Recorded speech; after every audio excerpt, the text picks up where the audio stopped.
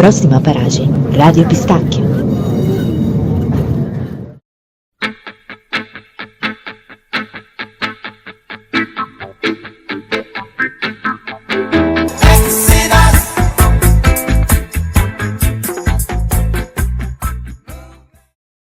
Bene, it's Wednesday 16, 2025, and we are broadcasting from the Daphne Studios as usual. And let me tell you that this will be a memorable interview, maybe the best one in the last 150 years.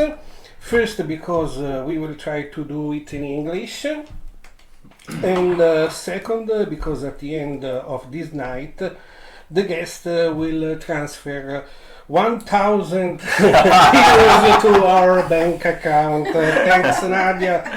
Thanks, Nadia. So, dearest followers, follow the example of Nadia and transfer you to some money to our bank account. Okay, Nadia, thank you very much. And I have the first question that I have is about your country's culture. Okay, because I have this this myth of Nefertiti. Yes. I don't know. My question is if there are myth of Nefertiti in Egypt, or has it ever existed? Nefertiti? Yes. She's my aunt.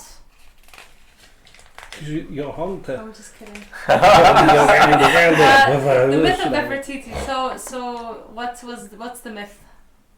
Did she what's exist? the myth? Because I'm referring to the fact that she, with her husband, created this new introduced the monotheism in Egypt for a short time. So my question is a myth in Egypt or not? I don't think so. No? I have no idea. Okay. I wish I knew. Okay. Next question. Check your notes. What about the pyramids? Yes. What's your position about the official version and a lot of How they were built. Yeah. Okay. How? Who? Is it true So- it was aliens? The PR answer is the Egyptians built it. You know, it's all done over the counter. No extraterrestrials were involved. No? Okay. Like, you know, there's different methods, there's different ways. Apparently, actually, in Egypt, people do, like, there is a case that farmers, during the times where they couldn't grow, Okay. they were contracted to go to the pyramids and build the pyramids Okay. when they were on basically the off farming season, when it was impossible to farm. And they had 10 working days and 1 day off, and then 10 working days, 1 day off, and they worked from sunrise to sundown, 1 hour break in the middle of the day. Okay. Was calculated. This was discovered. However, I would not be. I'm one of these people. I really believe. I can believe anything. Okay. Do you know what I mean? Like, if he told me aliens built it, I'd be like, Okay. okay. If he told me humans built it, I'd be like, Okay. okay. Like, I accept all and I expect all. Okay. During the dinner, we can explain this about the aliens. So there's evidence that we built it, but if you told me we didn't, I wouldn't be too upset. Okay. A little bit, no? Okay. No, because the question is for an architect, that blocks they use it to So what create. is it? Yeah, no, Yes, yeah. I mean, we need today we need to use some machines. Yeah. That cost a lot of millions of dollars, and that was impossible to think in that time. Have this kind of machines. Okay. So what happened in that place, the city called Dahab? I don't know. Okay. The pronunciation is We correct. just because discovered before you arrived that Dahab is north of Sharm el Sheikh, right? Yes. Okay. Which because is we the were like, Italian- where is? It's the Italian Colony. yes. I mean, I actually know somebody whose parents like really started bringing the Italians into Sharm el Sheikh. It's Okay. very Italian there. Okay. There's, I mean, really, it's there. There's actually a very good Italian restaurant there called Tre Fratelli. Ah, okay. So good. the Fratellis. So yeah, and so Dahab is 1 hour from Sharm el Sheikh, and it's like it's Bali Okay. of the Middle East. Okay. It's the only way I would describe it, and it's very hippie, Mm. but not hippie like you know how Bali now there's like smoothie bars and it's hippie. Okay, yeah. I mean like really dirtbag hippie, like in the best Okay. way. Ah, You know, okay. people- Fantastic. People walking barefoot and like you know moon With dogs. No. with dogs and like Ah, and, like fantastic. Music. yeah, music on the beach On and the beach. healing. Ah, Healing okay. circles and like Okay. you know like there's digital nomads now because Okay. in COVID this happened, but it's very like guys let's all meet because it's a full moon and let's hold hands and drink Yeah, full moon moon water time. like it's really And you participate really in this hippie. part? Of course. Yeah. So I had a job so Okay. I did not. You originally are not from that city, right? No. Okay. I'm originally from Cairo and Alexandria. Ah, okay. Okay. But Dahab I went to because of COVID, Okay. and I went there because I've heard that there are a lot of people working remotely, and it's very hippie. It's not a resort. It's something different. I've never been somewhere like this. Mm. It's like it's stuck in the 60s. You know, 60s, the Yeah, hippie yeah, area. yeah. It's very similar to that. It's so weird to discover something like that Yeah. in your own country. Of course, yeah. And it had a bad reputation. Like in the 90s, people were like, "You're going to Dahab to do drugs," and it's like Okay, now okay. you're going to Dahab to live a very Ma- chill life. But so start the COVID, you decide to go just quick random here, you know? No, so I didn't decide because Okay. I was studying in America and Ah, I graduated in 2020, okay. which Okay. was like I had a job with Warner Brothers that I was gonna take, Okay. and then the guy that got me the job called me and he's like, I don't have a job anymore. Ah, and okay. Nobody is hiring. We're sorry, we can't Warner take you on. Brothers. Yeah.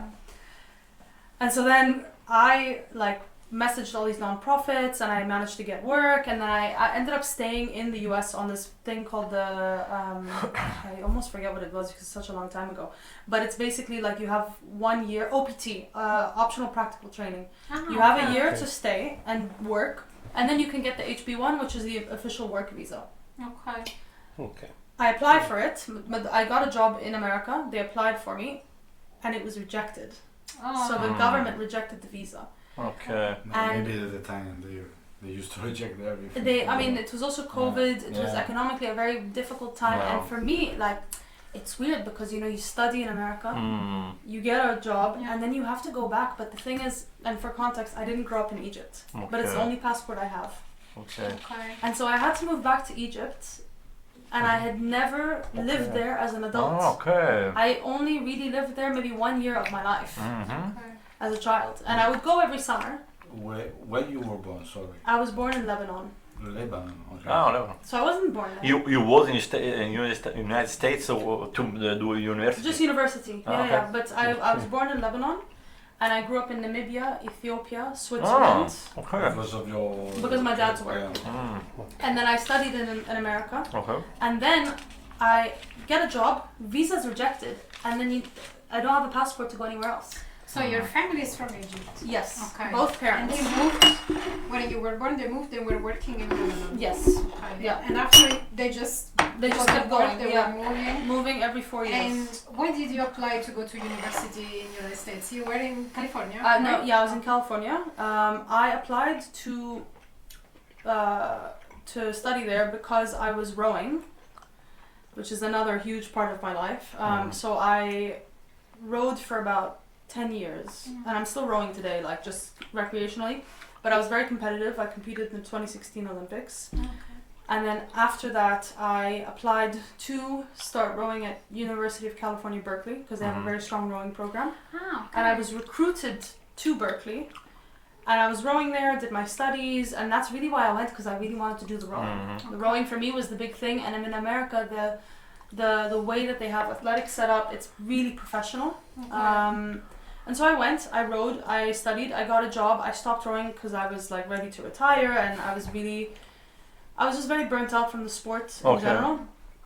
And then get a job, try to apply for the visa. I don't get the visa, and then I have to move back to Egypt, where I've never lived. It's like taking one of you guys and being like, now live in Egypt after visiting, once a year. Yes. It was such a shock. Oh, okay. Like it was really like, okay, now what? What did you study? I studied film and media That's why the job in with a focus on environmental documentary. Okay. Yeah. Oh, wow. But why did you decide to go back to Egypt? Because of your background? I don't have another passport.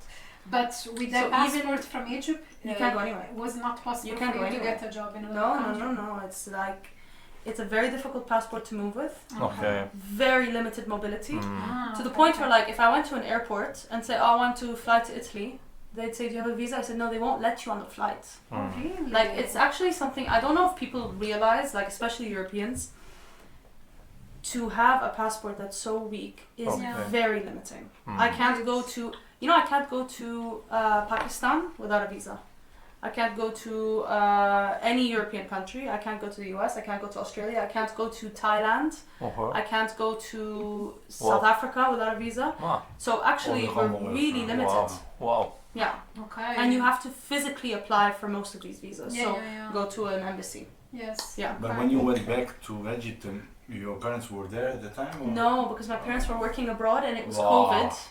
Okay, so you couldn't even They go. were stuck. They were stuck. And so we were all stuck, Yeah. It was just this bullshit time. So, how long have you been in United States? So how many years? Exactly. I was there for like 4 years. Oh, 4 Yeah. years. So it's a shock indeed. Yeah, so yeah, after yeah. 4 years, you were Which- studying there and which you state? got rejected. Which state? California. California. California. Yeah. Okay. Wow. Which city? So San Francisco, Berkeley, Bay Area. You see, so it's an area that's similar to Yeah, Dahab, very, Because peace and chill. And so you won't say that Dahab is more fun than California? I mean, it's really like it's what California was in the 60s, for sure. It's and if maybe even more hippie. Yeah. Okay. Yeah, because people were saying the same thing about San Francisco. So, you want to just go to San Francisco? It's like, Oh, just California. Wow, living in California. Yeah. nice. So I went to the California of Egypt, basically, but Okay. 80 years ago. And so, what about your experience in the United States? Your study? How was living there? It's the best thing that I ever did was move there. The second best thing that ever happened to me was that I left. What? that I left. Okay. Okay. I think it's an amazing place to go, and like education is good. European universities are really good Sports. as well. Sports is amazing there, the facilities and everything. However, there's a few things. Number one, the athletic programs in the United States, they burn their athletes. They're like, we have you for 4 years, so we will use you as much as we can. It's not the best method, but you get trained very quickly. America in general is very high stress. If you are not working in finance or tech or whatever, it can be very high stress. Very expensive, especially California. So it was an amazing exposure. I grew a lot, but I'm really honestly, I wake up every day and I say, thank God I'm not living there. Yeah, because they work like 50 hours or 60 hours a week. Oh, I don't easy. know how And they do then that. time off is I don't know, a week out of the year. I mean, it's really... Yeah, they're really focused on working, and after when they're not working, usually they're so burned out, they just drink and they... highly competitive. Yeah, Very exactly. competitive. So now you can thank you the ones that rejected you. Yeah, I'm so glad. And my mom says, Nadia, I when I got to the airport, I had all my friends were with me. They dropped me off. I was on the plane, and I flew 10 hours. If I wasn't sleeping, I was crying. I was so scared, devastated. I'm like, my whole life has been ripped out of the ground, and now I moved back to Egypt where I don't have any friends. Okay. All of my cousins are living abroad. All my parents So are nothing, no grandparents. no, my grandmother and my aunt were living there, but my aunt goes to work. My grandmother was very social. She had a whole life, so I'm not gonna hang out with her and her friends. I mean, but her and I were very close. And then I just get to Egypt and I have an online job that pays very well. So I'm like, why would I can't get a job in Egypt because it's not going to pay as well as what I'm already okay. earning. But what is that you're doing online? Oh, so Because I you were studying film and media. Yes. Well, when COVID happened, I couldn't get a job, so I wrote to all the non-profits I could think of, anyone that worked in non-profit. I was like, non-profits will always take people for free. I'm like, I've just been rowing for 10 years. I've done nothing else. So I was like, I will work for free. I just need my portfolio. And then through this grapevine, I met somebody who knew somebody who knew somebody. And then finally I met somebody who introduced me to a non-profit that's based in Hong Kong, Okay. which I've never even been to Asia. So for me, I was like, what is there even in Hong Kong? And they said, what can you do? And I told them, I can do this. And they were like, okay, come on. And after 2 months of unpaid work, they decided, okay, we're going to take you on part-time and then full-time. And I've been with them since. So I'm starting my 6th year in May. Wow. Oh my gosh, so you Congratulations. were there. You were in Hong Kong and after they decided... No, not in Hong Kong, in America. You never I was been there. working remotely. So I started working So you remotely. could work remotely From anywhere. Amazing. So it was in 2020 and it was so funny because I got this remote job and everyone was like, remote is the worst thing you could do to yourself. Why would you do that? You can't grow. And I'm like, I just want to live my life. Esatto. Yeah. But what do you do exactly in this? I'm a video editor. Video editor. So Ottimo. Well, after we speak. So I'm a video editor for this Okay. company because they were like, do you know how to edit videos? And I said yes. And I sent them a couple of portfolio pieces and they're like, okay, we'll take you as an unpaid intern and then as a paid intern. But it was just like, I need to get my foot in any door, anything that can take me. And then now, I've been with them for 5 years. Super happy. I keep working remotely. I'm editing videos. It's for a good cause. It's, Have you ever been to Hong Kong? I went twice in 2023. The company invited you. Yeah. That's Great. nice. And it was like they had just finished their COVID, right? Because they went on for COVID till 2023. And I managed to go and visit the office. It was amazing. It was very different though for me to go and work in an office because I've never done it, which is a real privilege. But also it was really different for me. Wow. Yes. Yeah. Have you ever thought about being there in Hong Kong? Because everyone actually speaks very highly about It's amazing. Yeah. It's amazing, and I think especially when I first moved to Egypt, I was like, okay, how do I move to Hong Kong? Because I was like, I can't be here. Like I can't be in Egypt. This doesn't make any sense for me. And at the time though, Hong Kong was still doing their COVID really hardcore. So I considered it, and funny enough, my husband's dad lives there. And my husband grew up in Hong Kong.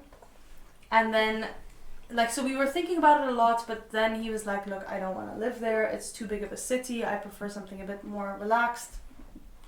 South Africa or Europe or something. So we thought about it for a while, but then he was like, let's not do it. But he is from Egypt as well, right? No. He's half South African, half German. And you grew up in Hong Kong. Yes, and Singapore. Oh, okay. So we have a very similar, And you met him in Egypt. Yeah. Okay. A lot of mixture. There's a in the lot of, family. Yeah. Okay. So we met in Dahab. Nice. Yeah. Okay. So In the hippie. And which kind of food Environment. you cook? at home. Eh. I don't Yeah, know, I have to because ask him, he's the one that's all cooking of all the this, time. this mix, this culture is beautiful. We So- very simple stuff like, What language? At least the language. Yeah, What what language do you language? speak with your husband? we speak English and German. So you German. I speak German, yeah. Wow. How will you learn German? Huh? How will you learn? Because I lived in Namibia when I was growing up, and my parents put us in a German school. Because they were like, Like this. Yeah, go on. Come on. they're like, she's go on. 3. They're like, she's 3, she'll learn. And so they threw us into the German school, and so I speak German. But basically your husband is German. Yeah. No. No?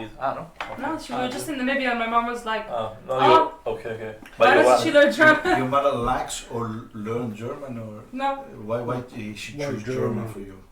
She was like, Well, she was very smart. It's a good language. No, It's she- very important I asked them, I would never choose German, but no, but I asked them, Yeah. and they go, it was cheaper than the French school. Like, it's a very strong language. Very good. And my Yes. husband speaks it, his family speaks it, so for me, I'm like, oh, okay, great. So, like, Yeah, so- it was a very good choice. Yes. they were just kind of like, oh, well, it's better than Yeah. sending her to, they're like, why should we send her to the English school? No, She already English speaks is English, Yeah, so why don't we exactly. just add another one? Banale. Yeah. Yeah. So, Yeah. Okay. And then Okay, maybe you can do a little break, no? The first break. It's maybe you can talk about this music. Basic meat. Bessie meat. Basic meat. We go maybe in States, United States. Yes, yes. A lot of years A ago. curious title. Is that with a good man is hard to find. yes, indeed. Auf Wiedersehen. Okay.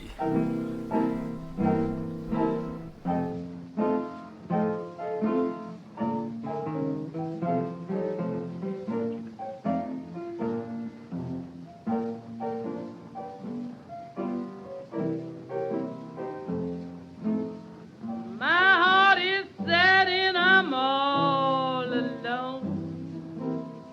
My man treats me mean.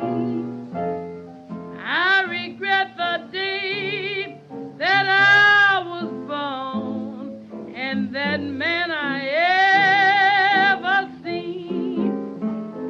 My happiness is less today.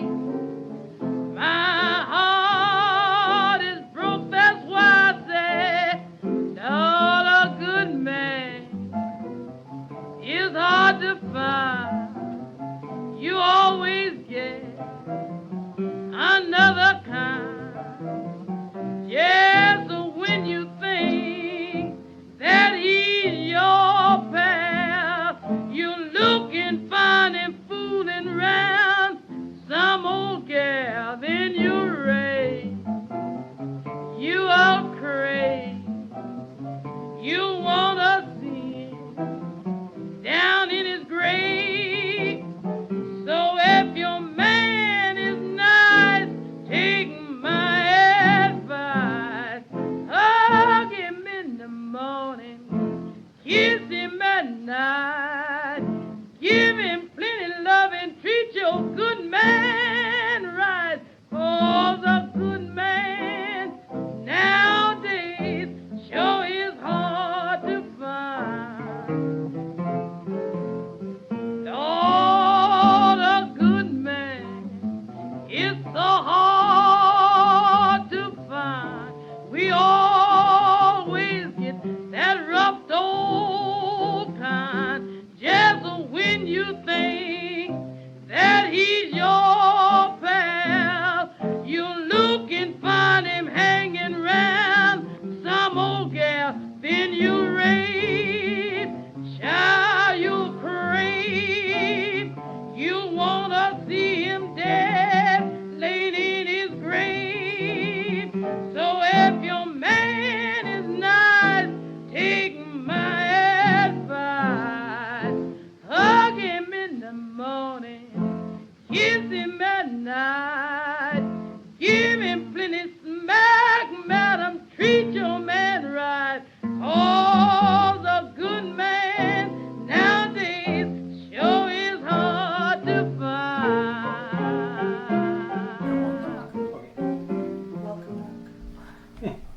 Welcome back, Radio Pistacchio. Thank you for the suggestion.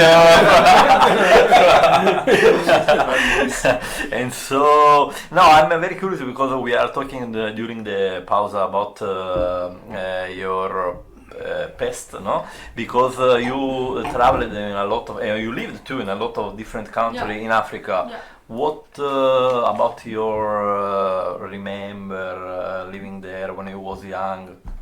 I think what I remember is I was just in nature all the time. Okay. Nature, animals, you also, I think, so Namibia is very different from Ethiopia. Okay. Namibia is really wild and untouched and you go somewhere and there's nobody for kilometers and kilometers and lots of nature and wildlife. So from a young age I really respect and appreciate nature.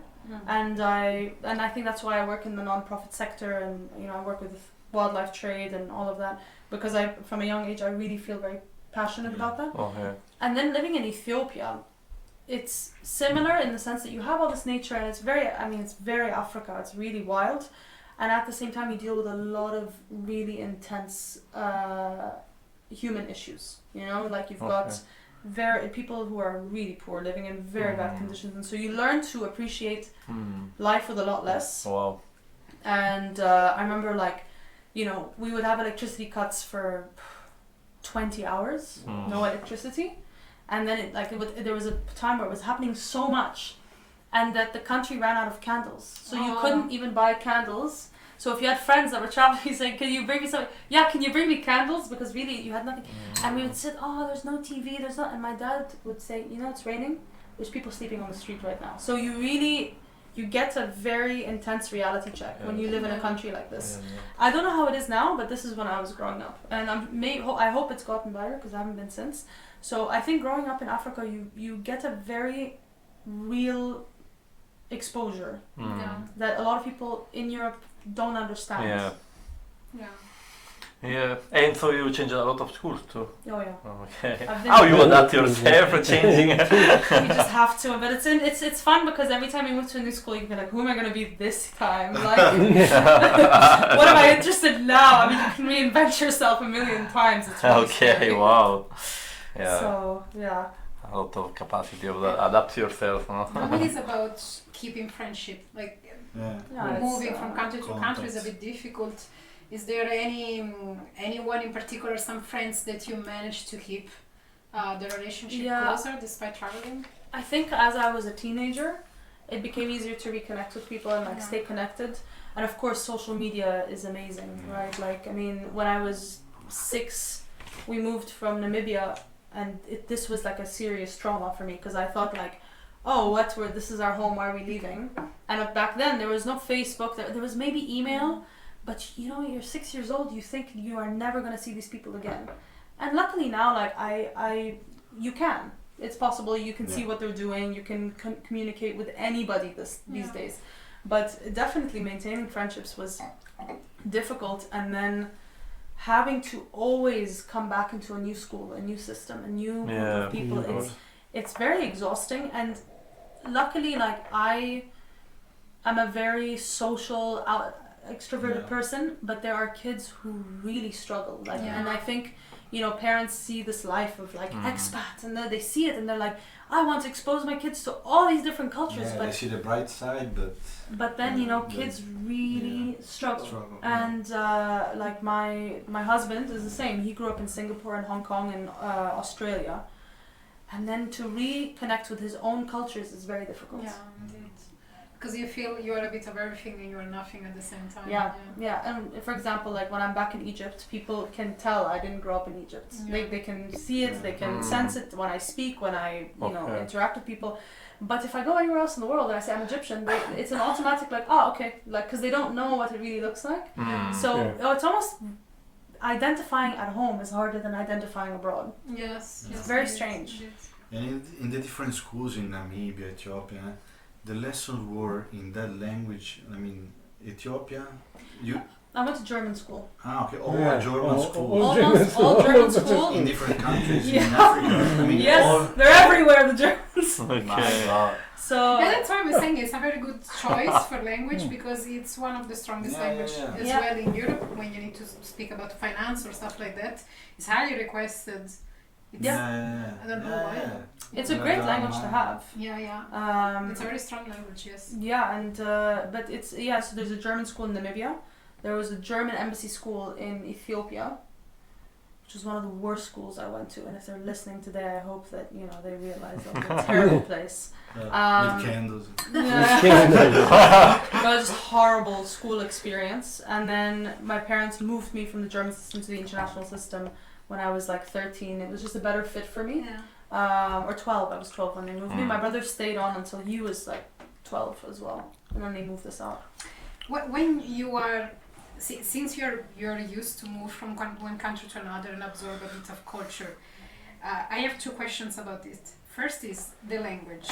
So for you, what is the first language you identify yourself, because you are able to speak many languages? And it's true that maybe with your parents you can speak a language and your husband another one, but is there one of these language where you feel you identify yourself better because you can express yourself easily, respect another? And the other one is there one of this culture where you identify yourself most, because a bit of everything and nothing at the same time, maybe? I think in terms of language, English. Okay. It's the language I use the most. It's the language I was educated in. It's hard to say that because I wish that my Arabic was as good as my English. I wish any of my other languages were, but it's just the truth. Like English for me is the easiest language and the one I interact with the most. Okay. In terms of culture, to identify with the culture, I've taken a little piece from everything. You know, like I grew up in Switzerland where you are on time. Like and it's just something that to this day I can't break. I'm on time for everything. I'm really rarely late. Like I'm very much a perfectionist. If someone tells me, oh, we're arriving at 11, which you can imagine for me here in Portugal, this is very difficult. Oh, we're coming at 11, and then I'm there. I'm like, where are you? And they go, 11 means between now and 12. I'm like, it's so.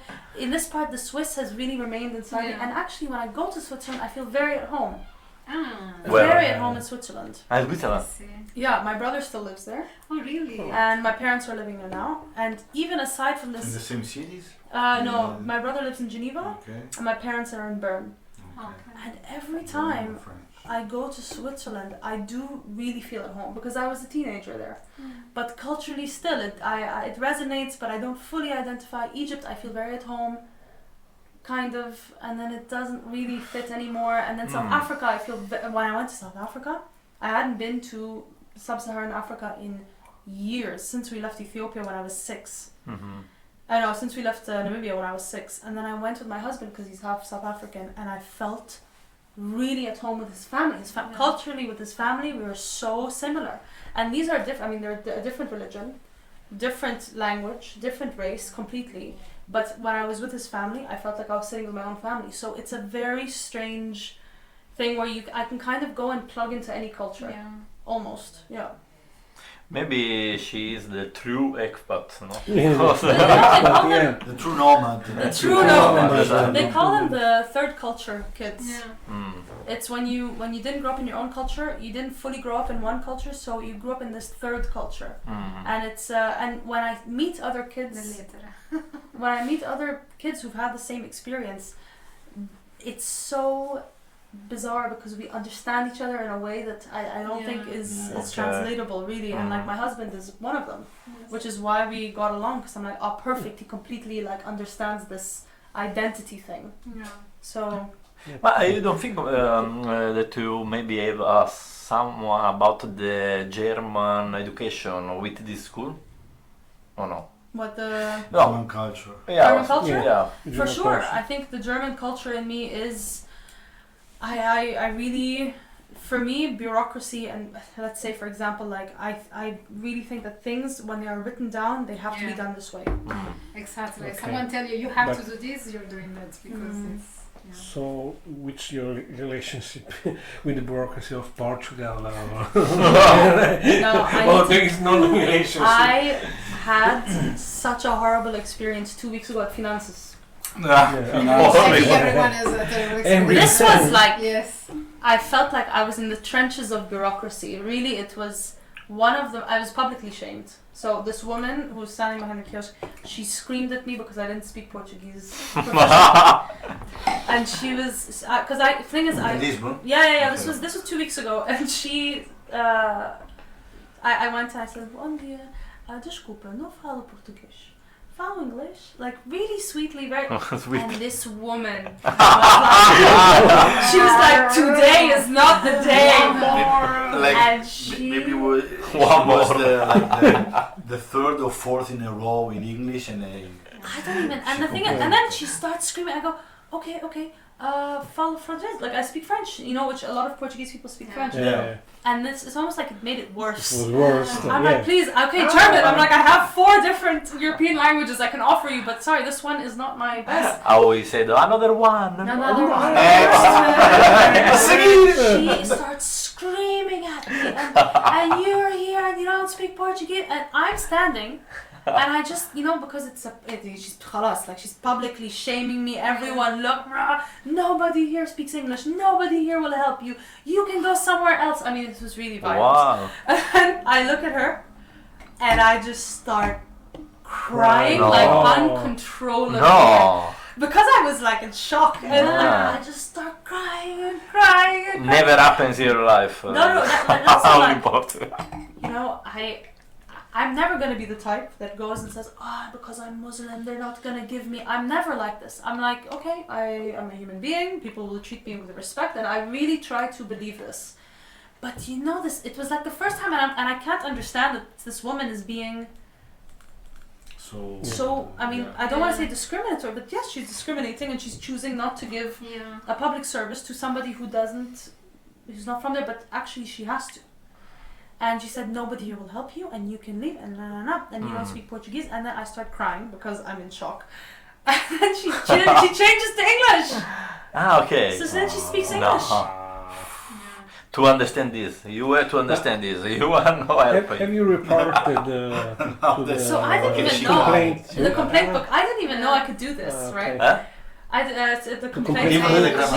Complaint book. Yeah. And then I have to tell you, every morning since that day, I wake up and I think to myself, I should go to the office and make a complaint. Like every morning, I wake up and my first thought is, No, but there is also an online version of the complaints book. yes. If you want to Yeah. report. Yeah. I think I should because it was really intense. But yeah, and then I went to the waiting room, and can I tell you something? Like really, God bless the people in this country. Seriously, because I went to the waiting room and I'm completely, shocked and frustrated and upset, and everybody in that waiting room, there were like 20 people. They came to me and they're like, do you want my tickets? Do you want how can I help you?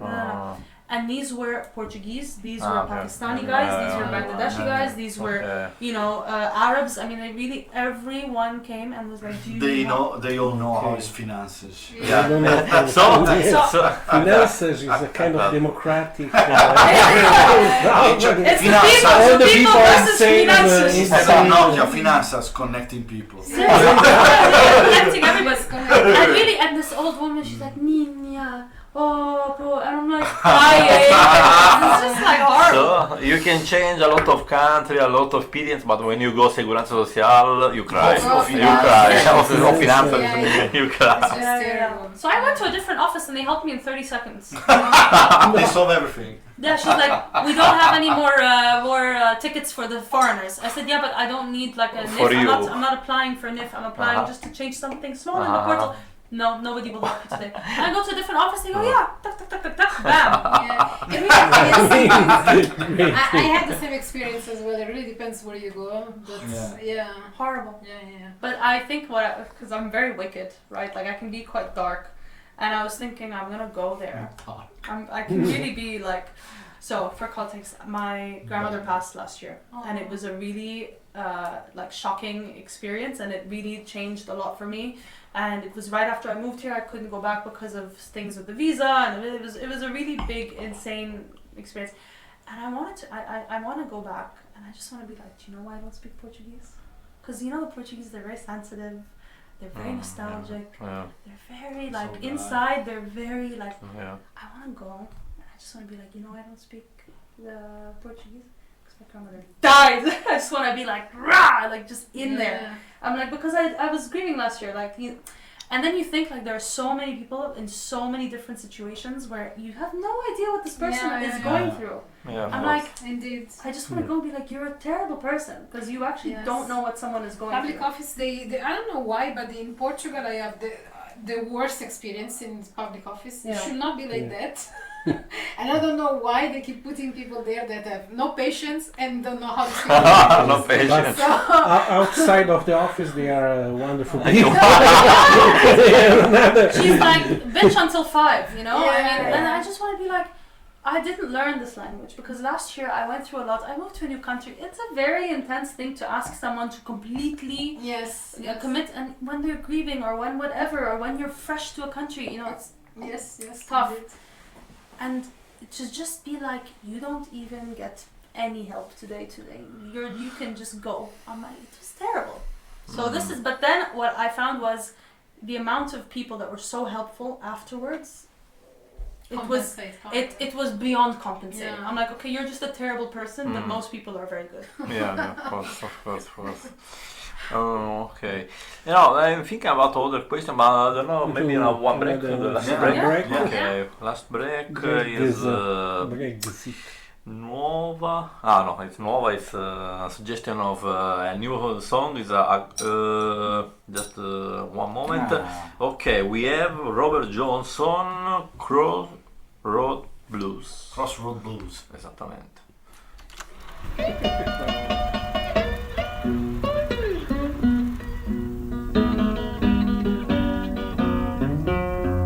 I went to the crossroads, fell down on my knees.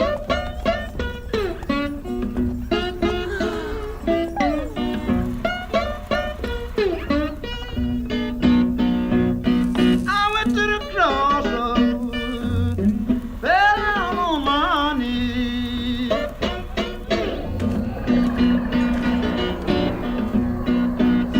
And the Lord above my mercy, say, poor Bob, if you please.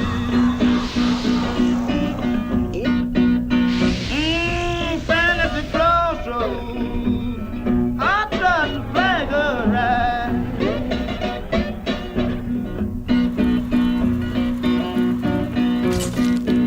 Stand at the crossroads, I tried to flag a ride.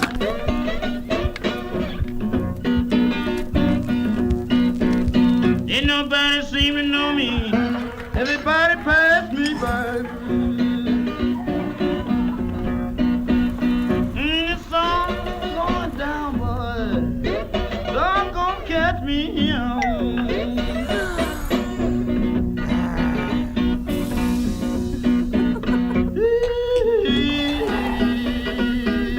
Boy, song's gonna catch me young.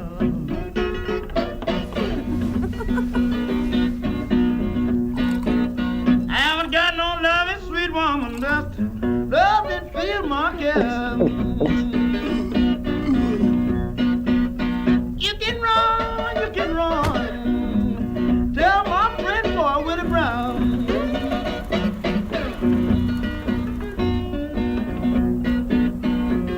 You can run. Tell my friend boy Willie Brown.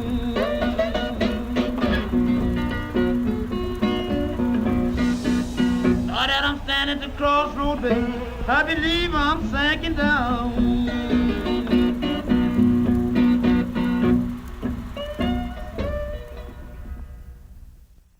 Welcome back to Radio Pistacchio. I had a very interesting question, in my opinion, because I've never met someone that was part of the Olympics. Yeah. So I just wanted to know how it happened, how was the experience. And congratulations. Oh, by thank the way. you. In-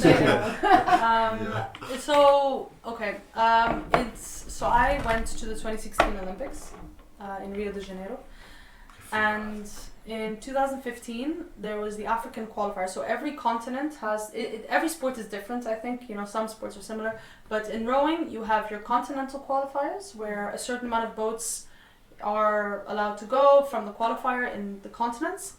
And then you have the World Championships where you can also qualify. And then you have, I think, like a last chance qualifier. So, Team Egypt, we went through, of course, the African qualifiers. And then another woman had qualified. I was 17, so I was very young. Okay. 17. Well, yeah. So this was No, the Egyptians. with the Egyptians. Okay. Yeah. So the continental qualifiers, it's like Tunisia, Egypt, Algeria, okay. Nigeria, Namibia, yes, and there's a couple of countries, and then we go and we race, and this was in Tunisia, but they had already, like the Egyptians already selected a much older woman to go and Okay. qualify, and she qualified. Okay. For me, I was like, I don't have my eyes on 2016, I'm very young for a rower, so I was like, I'll go for 2020, Tokyo. Okay. And a couple months go by, and I end up in Pidirucco, Okay. Italy. Italy. And there, the coaches were like racing me and her. Like they were side by side. Okay. And I knew that they were just kind of trying. They were seeing, because you can change the person if you want. Okay. Up until like 2 months before the Olympics, you can change the athlete. And trying me, trying her, watching me, watching her. And then like about a month later, we got a phone call and they said, listen, we actually want to put you instead of this woman. do you want to go? I said yes, of course, because I was 17 and it's the coolest thing you could ever do. Yeah. Indeed, And exactly. I signed and we went, and I went in 2000, so it was July or August 2016, and I got there, and it was of course like amazing, and I raced and I made it to the quarterfinal, and then that was it, and then I came home. So how long did you stay there in Rio de Janeiro? I think we were there for 3 weeks. 3 3 weeks. 3 weeks, and it's exactly what people think it is. My- you It did- was very intense, no? It was very intense just because, you know, it doesn't, like, I don't think I even really understood how insane it was, because it was, yes, I worked very hard to go, and at the same time I was freshly 18. Normally rowers will go between the age of 22 and 27 for the first time, because okay. it is it's a sport where Very really you need a lot of extreme, time. yeah. You need a lot of time to develop as a young athlete. So even now, I'm 26. Now is my prime. Now would be the first time I would go to the Olympics. So it is really like a lot of my colleagues, or like a lot of athletes that are my age, they went to the Olympics for the first time in Paris. Okay. So that was their first time, which was Okay. last year. Whereas my first time was 8 years before that, which is really crazy. Are you thinking about it? No, no. Can I be honest? Like, it was amazing. I'm really glad I had the experience. But I'm actually, in a way, I think I'm really happy it happened, so that I never have to really be like, oh, what if I could have gone? And I can like really continue with my life. Okay. Yeah, because you decided to retire and open a yoga studio, no? Yeah, Pilates, yeah. Yeah. So How did you start with that? I stopped rowing in like 2020, and then since then I've been doing it casually. But I really got into Pilates because I had very bad burnout, and a lot of injuries, physical burnout. So really a lot of hormone imbalances and a lot of injury, shoulder, ribs. You know, just everything was kind of. I was completely like. I gained a lot of weight, because normally when you stop a sport professionally, you gain a lot of weight, and I just like I would. Because I was talking about the TV. Yes, of course, yeah. It was. Of course, and you know you don't want to go back to the sport because you're so exhausted, and then you don't want to run because running is too much, and so I was like, I need to find something that's gonna basically bring me back to my normal body. And then I found Pilates, and Pilates really, you know, just on the mat. I did it with YouTube, I did it with, you know, tutorials, and then I realized, oh wow, I'm really starting to feel stronger, feel good in my body, feel more confident, you know, more flexible. A lot of my shoulder injuries are way better now. And then, yeah, I decided to open a studio about a month ago. Okay, I saw you followed before a particular diet, Yeah. like, and you, how many kilograms you Gained? gained? I gained, at my athletic prime, I was 73 kilos, Okay, 72, 70. okay, When I went to the Olympics, I was 65 or 66 because I was very young. okay. And then when I was rowing in California, I was 70 to 73. Ah, okay. Yeah, in America. America, baby.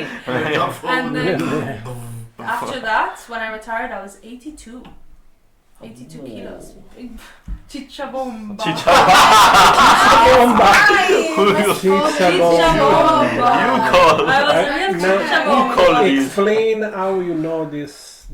The trainer. My right? coach. Your trainer. Yeah, my Your trainer coach. called you Chicha bomba. The Yeah, Italian- but the so he was Italian my Italian coach, yeah, Francesco Gabriele, and he's an Hello. Ciao, Francesco. he was an amazing coach. He was honestly like such a role model and everything. I mean, I learned a lot of Italian swear words as well. Dai, Nadia, dai. And where he was from? Where he's Napoli. from? Napoli. Napoli. Napoli. Yes, yes. Wait. Okay. So, why you don't? Why you are here in Lisbon and not in Rio de Janeiro, for example, Or Germany. or Germany? Or Switzerland. Why So- This goes back to Dahab. I was in Dahab for about 2 or 3 Okay. years, and then I thought to myself, okay, Egypt, I love it. I really do, and at the same time, it's very difficult for me to fully integrate and feel like I really understand the system. Also, we have our problems, like any other country. We have our problems, and the problems in Egypt for me are not something that I can live with without being able to move. So I said, okay, I would like to get residency maybe somewhere in Europe.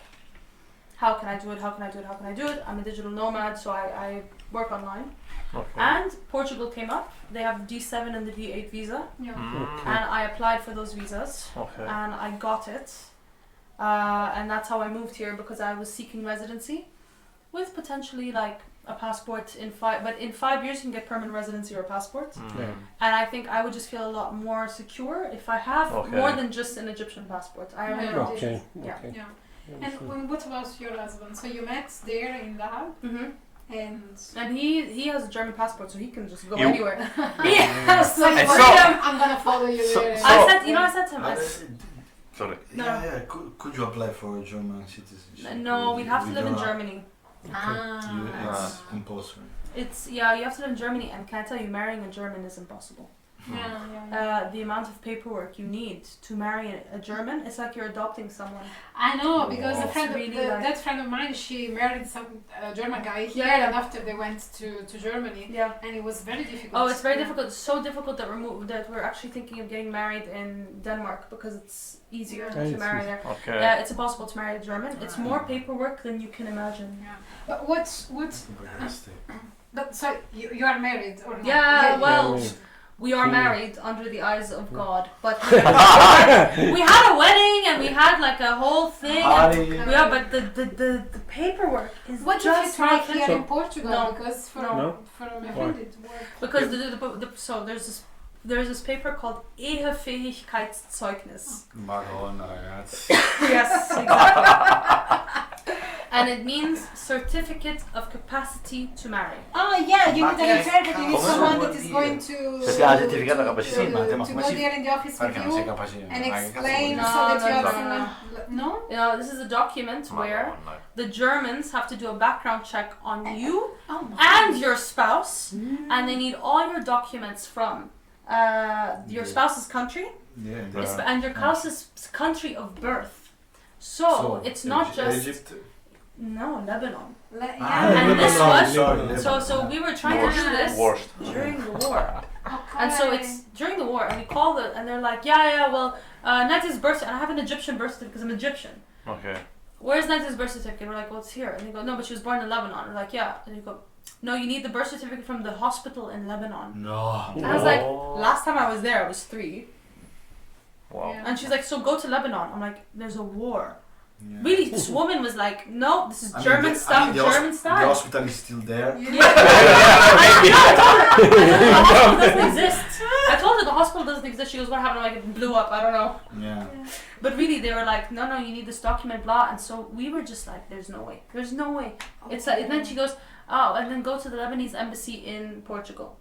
So I go, there's no Lebanese embassy. She goes, where's the closest one? I said, the Vatican City. She goes, okay, so you go to the Vatican City, like, completely. Wow. So I just said, like, look, let's not do the Germans. We're going to do it in Portugal.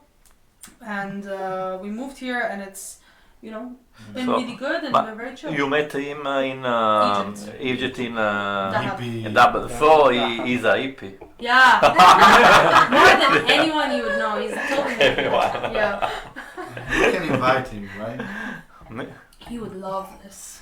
Ah, perfect. So, yeah. Yeah. So you got another So- from you in Get English. us in touch. Get us in touch. I will. Right. Yeah, so. Yeah. We had to do other questions, guys, because You have, right? Sorry. No, Because when it's in English, he wrote down. Just You always because I love Rio de Janeiro. My question is, what kind of Rio de Janeiro you find when you was? Why didn't you stay there? No, I know. because with what your impression about Yeah. about I that thought it was city? amazing. Yeah. It's amazing. It's really, really amazing. And the Have people you- are so nice. Edgardo agrees. Have you visited some favela or? I went to one favela. Okay. I can't tell you which one it was. Rosigna. But The other Maybe, ones in maybe. Ipanema, quale che era? Vidigal. Vidigal. Vidigal, maybe. no, Well, Okay. it's there's been a lot painting years of ago. there's a painting of Michael Jackson, or a mosaic of Michael Jackson. Santa Teresa. Yeah. Santa Teresa. Yeah, Santa Teresa. Teresa. Yes, yeah. Yeah, we and was Because there. he- We yeah, was there. because he recorded the video. Yes, Good. exactly. Okay. And I loved it, but it was also such a different experience because it was during the Olympics and you know everything was very Yeah. tight, but it was great and people were really lovely. Like all these countries were complaining about the Olympics being there. I was like, oh, it's pretty great. I don't know, Okay. Yeah. no complaints. They spoke English. They spoke Yeah. English. Yeah. Okay. But so you now in Lisbon, you are a nomad, digital nomad, but your activity is video maker, freelancer. Okay. And have you never filmed something yours? No. Or you just wait, I work did. for the other? Yeah, outside the company. Yeah. We can Outside contact your you. company, or you have I- something yours? I worked as a Like, freelancer and I directed a short documentary series about kite surfing. Ah, okay. And it's on YouTube if you want to see. nice. Oh, yes. And I'll send it to you guys. And it's basically like a kite surfing series about all these crazy kite surfers that jump like 20 meters in the air and do these big loops Okay. and fly. Like it's Okay. they're all crazy, all of them. And I directed that. I directed and wrote it, and yeah, it's online. I really do enjoy filmmaking. Where did you Okay. film this kite thing? In Tarifa. Ah, Yeah. Tarifa, okay. cool. Yeah. And Okay. there's two young Italians that are amazing. Lorenzo Casati and Andrea Principi, I think that's his name.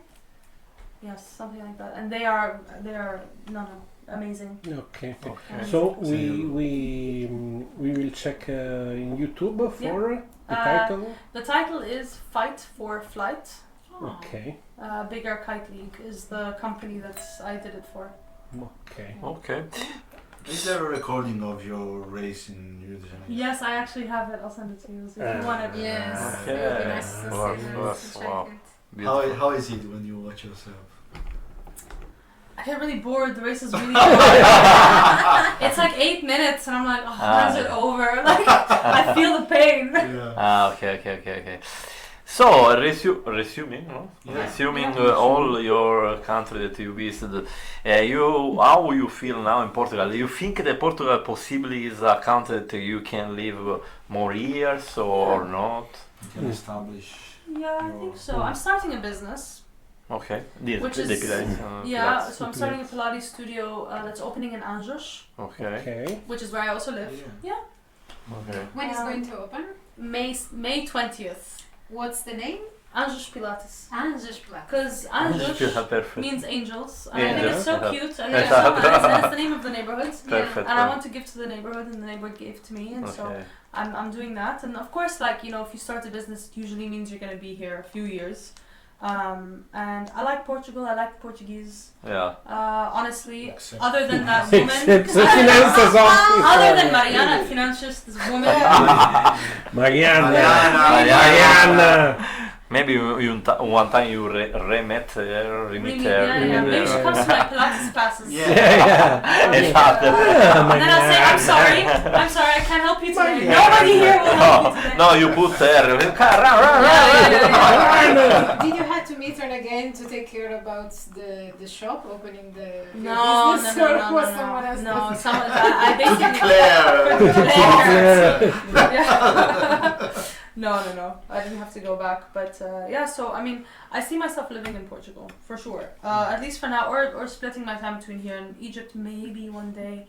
Who knows? And again, like Dan and I, we've always been moving every 4 years.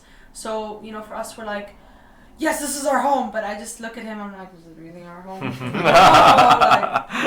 So we'll see. Okay. But for now, I'm super happy. I made So- lots of friends. I feel really good here. Yeah. Multicultural, no? Yeah. Very. So- And you have a dog? No. No. You have a cat? No. What do you have? I don't know. I think Valeria was saying she met you at the park because of the dog, something like Oh, that. I no. don't remember what she said. I was with a friend who had a dog. And okay. I just was like, again, this was literally, it was maybe about 2 days after my grandmother passed, and I went with my friend and their dog because I was like, if I don't get out of the house, I don't know what I'm gonna do with myself. And then I met, and it's very weird when you're grieving and you have to meet people like for the first time, because I met Valeria and Anto at the park with their dog, and then I was like, "Hi, I'm Nadia. Yeah, I'm so happy here." And like in the back of my mind, I'm like, I'm so devastated. But you have to be like normal. Yeah. But they are such wonderful people. Yeah. So yeah, I don't have a dog, but I like making friends with people who have dogs. Nice. Like a dog lunch. Okay. Just to finish, we have to say hello to Valeria. Let's say hello and Antonio, he was before here, and maybe your husband, because I Fufi. So I suppose. It is him. Yes. Okay. So thank you for. Grazie. Thank you. Thanks. And Auf Wiedersehen. Auf Wiedersehen. Auf Auf Wiedersehen. Wiedersehen. bye. Cheers.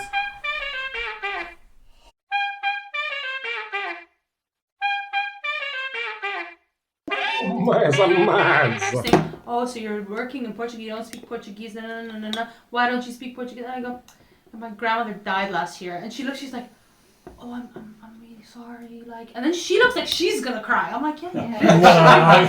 And everyone in the class is like, Cry.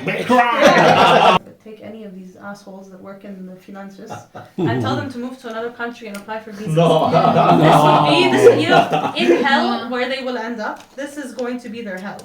Yeah. In a German finances. No, I do the same when my company said to me, you can speak English with the customers. I say, no.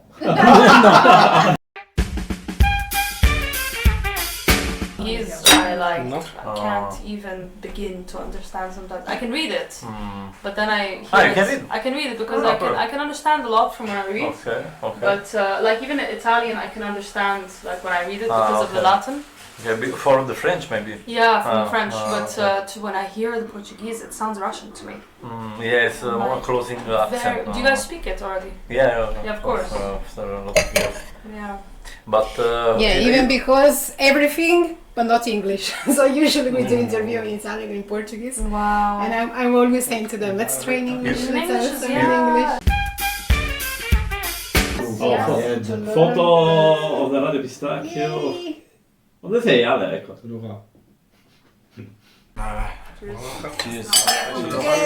Qualcuno faccia un video, uno short. no, sto facendo la storia. Brindisi per diretta. Oh, sì, Nadia, ciccia bomba. Ma no! And then I make pizza. I make pizza, it's not bad. It's not bad. I make pasta. You can invite us. Yes, I make pasta. Pasta as well. fresca? Yes. Yeah, well. Like from scratch? Yeah. I make a lot of things from scratch. What else do I make? I don't make Egyptian food. Okay. Iscriviti al canale. Iscriviti al canale. Ora.